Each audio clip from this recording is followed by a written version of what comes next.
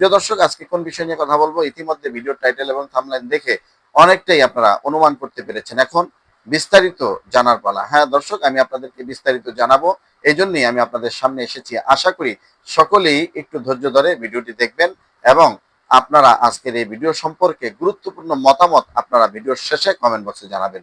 হ্যাঁ দর্শক, আজকে কথা বলবো কিশোরগঞ্জের সেই কানকাটা ফজলু। তিনি ইসলামকে নিয়ে, ওলামায়ে কেরামকে নিয়ে, মাদ্রাসার ছাত্রদেরকে নিয়ে কটাক্ষ করেছেন, কি বলেছেন সেই বিষয় নিয়ে। দর্শক চলুন সর্বপ্রথম আমরা দেখে আসি কানকাটা ফজলু তিনি কি বলেছেন। চলুন আমরা এক নজরে তার ভিডিওটি আমরা একটু স্ক্রিনে দেখে আসি।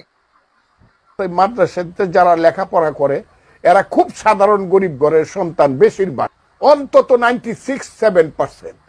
এই ছেলেপেলেরা কিছুই বুঝে না হুজুর ছাড়া। এরা থাকে মাদ্রাসায়, খায় লিল্লার টাকা। মৌলানা মৌলভী সাহেবদের ঘরে যে মায়েরা বোনেরা, তাদেরকে বলবো তোমরা এদের বাচ্চা পেটে নিও না, এদের পাতে ভাত দিব না, এদের জন্য তরকারি রান্না। আপনারা ভিডিওটি দেখেছেন, আশা করি যে সমস্ত মুসলমান ভাইয়েরা দেখেছেন, নিশ্চয়ই আপনাদের কারো কাছে এই বিএনপি নেতা ফজলুর রহমান ওরফে কানকাটা ফজলু এই কথাগুলা আপনাদের কাছে অবশ্যই অবশ্যই ভালো লাগেনি। কারণ ভালো লাগার কথা নয়।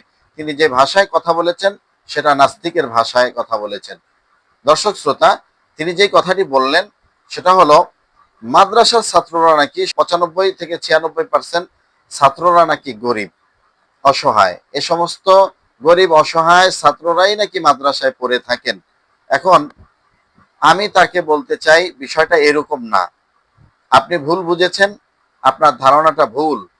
আপনার বয়স হয়ে গিয়েছে, সে কারণে আপনার বিবেক বুদ্ধি এবং সবকিছু, অর্থাৎ মাথার ভিতরে যে একটা বুদ্ধি বলতে যে একটা মানে জ্ঞানের একটু মানে লীলা খেলা থাকার দরকার, সেটা আপনি ইতিমধ্যে বয়সের ভারের কারণে আমার মনে হয় হারিয়ে ফেলেছেন। মাদ্রাসায় 96-95% ছাত্ররা গরিব না। আমি বলি মাদ্রাসায় ওই সমস্ত ব্যক্তিদের সন্তানদেরকে আল্লাহ এবং তার রাসূলকে ভালোবাসেন, ইসলামকে ভালোবাসেন, পরকালকে বিশ্বাস করেন, অর্থাৎ মুসলমান, তারাই তাদের সন্তানদেরকে মাদ্রাসায় পড়ান। মাদ্রাসায় ওই সমস্ত ব্যক্তিদের সন্তানদেরকে পড়ান না যারা নাস্তিক, যারা মুরতাদ, যারা পরকালে বিশ্বাস করে না, যারা ইসলামকে মনে প্রাণে নিজেদের ধর্ম হিসাবে মেনে নিতে পারে নাই। ওই সমস্ত ব্যক্তি তাদের সন্তানদেরকে মাদ্রাসায় পড়ায় না। যারা পরকালে বিশ্বাসী, যারা আল্লাহকে বিশ্বাস করে, যারা মুসলমান, তারা প্রত্যেকেই তাদের সন্তানদেরকে মাদ্রাসায় পড়ায়। যারা পড়ায় না, না পড়ানোর কারণে তারা তাদের দুর্বলতা স্বীকার করে। এক শ্রেণীর মানুষও আছে তারা মাদ্রাসায় পড়ানোর গুরুত্ব, এর মাধ্যমে কি হবে, এর ফায়দা কি, এই সম্পর্কে জানে না বিধায় এরকম কিছু মুসলমান ভাই আছে, তারা তাদের সন্তানদেরকে মাদ্রাসায় পড়াতে পারে না। সেটার কারণে আমরা হয়তো ব্যর্থ, কিন্তু তাদেরকে যদি আমরা বোঝাতে পারতাম তাহলে তাদের সন্তানদেরকেও তারা মাদ্রাসায় পড়াতো।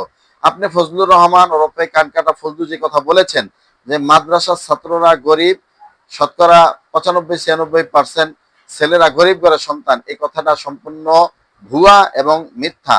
আপনার এই কথাকে আমরা ঘৃণা ভরে প্রত্যাখ্যান করছি। আপনি দ্বিতীয়ত যে কথাটি বলেছেন, মাদ্রাসার ছাত্ররা লিল্লাহ খায়, অর্থাৎ আল্লাহর রাস্তে ভিক্ষার টাকা খায়, জাকাত ফেতরার টাকা খায়। এই জাকাত ফেতরার টাকা খায়া তারা পড়াশোনা করে, যার কারণে তাদের জ্ঞান বুদ্ধি নাকি নাই। এরা হুজুর ছাড়া কিছুই বোঝে না। তারা যে ওস্তাদ আছে, ওস্তাদ সম্পর্কে মোটামুটি যা জানার ততটুকুই জানে, বাহিরের কোনো জ্ঞান তাদের নাই। আপনি এই কথাটি বুঝাতে চেয়েছেন কি কারণে? তারা নাকি ট্যাক্স মানে ওই কি বলে জাকাত ফেতরার টাকা খায়। হ্যাঁ, হতে পারে কিছু ছাত্র আছে জাকাত ফেতরার টাকা খেয়ে তারা পড়াশোনা করে। এরকম গরিব অসহায় এতিম ছাড়া কোনো ছাত্রই জাকাত ফেতরার টাকা খাওয়া জায়েজ নাই, তারা খায় না। কারা খায়? যাদের জন্য জায়েজ আছে, ইসলাম জায়েজ করেছে, তারা খায়। আর আপনি ইসলামের জায়েজ একটি বিষয়কে আপনি অবমাননা করেছেন। যাই হোক দর্শক শ্রোতা, আমি যে কথাটি বলতে চাচ্ছি সেটা হলো এই যে ফজলুর রহমান ওরফে কানকাটা ফজলু, প্রিয় দর্শক আরেকটা কথা বলে নিই, এই কানকাটা ফজলু কেন বলছি বারে বারে, এটা সম্পর্কেও ভিডিওর শেষে আমি অবশ্যই আপনাদেরকে ধারণা দিব। প্রিয় দর্শক বৃন্দ, এই যে ফজলুর রহমান সাহেবকে আমরা প্রশ্ন করতে চাই, মাদ্রাসার ছাত্ররা লিল্লাহ খায় কারা? যারা এতিম অসহায় গরিব তারা। কিন্তু আমরা আলহামদুলিল্লাহ কওমি মাদ্রাসায় পড়াশোনা করেছি, আমরা এতিম ছাত্রদের খাওয়ান আমরা খাই নাই, আমরা লিল্লায় পড়াশোনা করি না, আলহামদুলিল্লাহ আমরা টাকা দিয়ে পড়াশোনা করেছি, বাপের টাকায় পড়াশোনা করেছি। কিন্তু আপনার মতো ফজলুর রহমান এরা তারা কি করেছেন? প্রাইমারিতে পড়াশোনা করেছেন। আমি আপনার কাছে প্রশ্ন করতে চাই, প্রাইমারিতে পড়েছেন, স্কুলের বইয়ের টাকা দিয়েছেন? আপনি দেন নাই। আপনি যে টিচিং নিয়েছেন টাকা দিয়েছেন? দেন নাই। স্কুলের বেতন দিয়েছেন? দেন নাই। স্কুলের যত সুযোগ সুবিধা নিয়েছেন আপনি টাকা দিয়েছেন? দেন নাই। আপনি মাধ্যমিকে পড়াশোনা করেছেন, সেখানে অনেক জায়গায় আপনাকে টাকা দিতে হয় নাই। কেন দিতে হয় নাই? আমি আপনাকে বলি কথাটা। এরপর আপনি কলেজে পড়াশোনা করেছেন, সরকারি কলেজে পড়াশোনা করেছেন। আমরা যতটুকু আপনার শিক্ষাগত যোগ্যতার কোয়ালিফিকেশন সম্পর্কে আমরা জানি, আপনি সরকারি কলেজে পড়াশোনা করেছেন, সরকারি কলেজে পড়াশোনা করেছেন, ছিট পেয়েছেন, সেই ছিটের টাকা দিয়েছেন আপনি? দেন নাই। এগুলা কোত্থেকে এসেছে? এদেশের প্রত্যেকটা মেহনতি মানুষের ঘাম জড়ানো টাকা, ট্যাক্সের টাকা দিয়া আপনার মতো ফজলুর রহমানেরা আপনারা পড়াশোনা করেছেন। আমরা কওমি মাদ্রাসার ছাত্ররা আপনাদের মতো ট্যাক্সের টাকা খায়া পড়াশোনা করি নাই। ঠিক আছে? খয়রাতের টাকা যদি খেয়ে থাকেন, প্রকৃতপক্ষে আপনার মতো ফজলুর রহমানেরাই খয়রাতের টাকা দিয়ে পড়াশোনা করেছেন। মাদ্রাসার হুজুররা খয়রাতের টাকা দিয়ে পড়াশোনা করে নাই। এজন্য আপনাকে পরিষ্কারভাবে বলতে চাই, আপনি যে ধরনের ভাষায় কথা বলেন, এই ভাষাটা সম্পূর্ণ নাস্তিকের ভাষা, এটা কোনো মুসলমানের ভাষা হতে পারে না।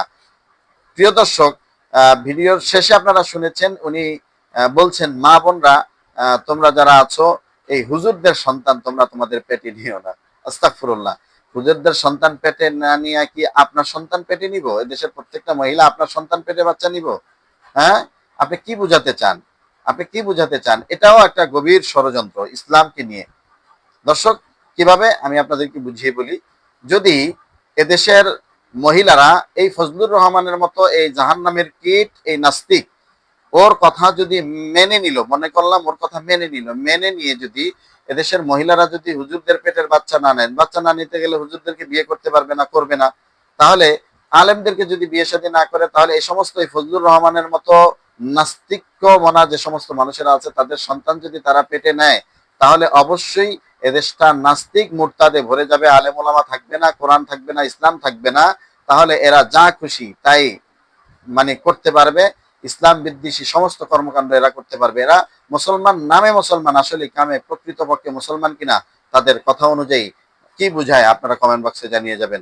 দর্শকবৃন্দ, আমি যে কথাটি বলতেছিলাম যে এই ফজলুর রহমানকে বারবার আমি কান কাটা ফজলু কেন বলেছি, সেটার কারণ হলো 1996 সালে এদেশের একজন আলেম মাওলানা আতাউর রহমান খান নামে একজন এদেশের ওলামায়ে কেরামের সেরেতাজ একজন আলেম কিশোরগঞ্জ থেকে নির্বাচন করেছেন, এবং এই ফজলুর রহমান তিনিও স্বতন্ত্র থেকে নির্বাচন করেছেন। এই ফজলুর রহমান জনসাধারণের সামনে বলেছেন যে আতাউর রহমান সাহেব যদি ওনার থেকে ভোট বেশি পায়, উনি কান কেটে কিশোরগঞ্জ থেকে বেরিয়ে যাবেন।